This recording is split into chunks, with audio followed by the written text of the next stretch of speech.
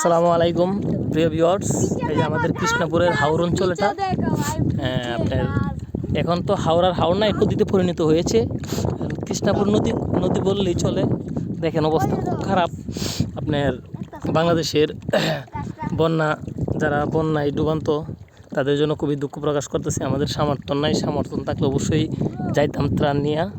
খুবই দুঃখজনক। দোয়া ছাড়া আসলে আমরা যারা সাধারণ মানুষ, দারিদ্র মানুষ, আমরা মধ্যবিত্ত যারা, আমাদের কিছু করার নাই। অনেক চেষ্টা করছিলাম বন্ধু বান্ধবদের নিয়ে যে ওই জায়গায় যাবো।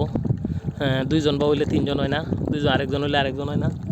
পরে আর অবশেষে আরেকজনের কাছে কিছু টাকা পয়সা সিস্টেম করে করছি, কিন্তু আমি আর যাইতে পারি নাই।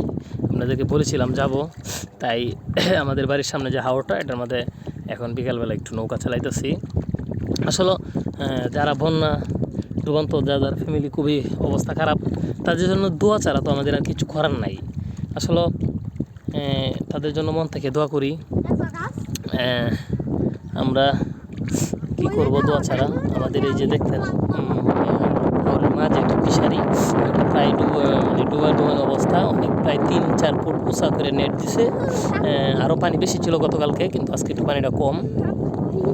কিছু করার নাই। ওই যে ওইদিকে একটা ফিশারি, ওইটাও প্রায় পাড়ের চেয়ে 2-3 ফুট উঁচা করে দিছে। আপনারা দেখছেন এই যে এগুলো কিন্তু সব ফসলের জমি, ধান লাগানো। হঠাৎ করে পানি আইসা, বন্যার পানি আইসা, ইন্ডিয়ার পানি আইসা আমাদের এলাকায়ও ওই পানি আসে আইসা ফুলছে। এর কারণে আমাদের ফসলের জমি সব নষ্ট হয়ে গেছে, কিন্তু আমাদের বাড়িঘর নষ্ট হয় নাই, আমাদের থাকার জায়গা প্রবলেম হয় নাই, কিন্তু আমাদের খানার যে ফসলের জমি এগুলো নষ্ট হয়ে গেছে। সবাই আমরা দোয়া করি যারা বন্যার্থদের জন্য, যারা যার অবস্থান থেকে যা যাই থাকি, চেষ্টা করি তখন ওনাদের পাশে যায়। ভিডিওটি ভালো লাগলে সবাই লাইক কমেন্ট শেয়ার করবেন। আসসালামু আলাইকুম।